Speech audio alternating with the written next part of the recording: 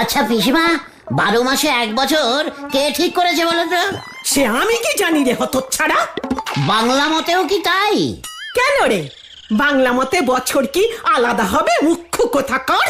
না মানে বলছিলাম, পঞ্জিকা যারা লেখে তাদের বলে 28 মাসে 1 বছর করা যায় না। বাজে কথা কম বল। রান্না হয়ে গেছে, চানটা করে খেয়ে আমাকে উদ্ধার করো।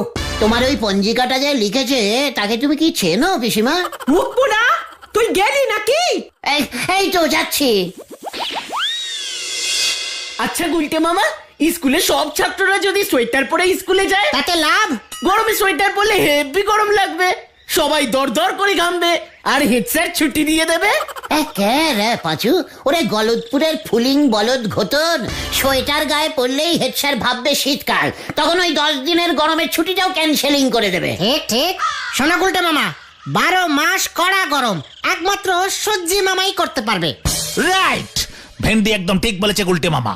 ওই সূর্য যদি আমাদের গলতপুরের উপর সারা বছর ডাইরেক্ট কড়া আলো ফেলতো না, তাহলে সব সমস্যার সমাধান হয়ে যেত।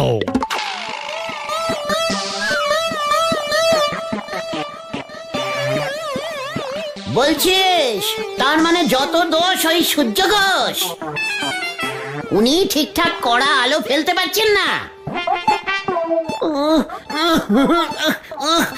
ঠিক বলেছিস পাঁচু, একদম ঠিক।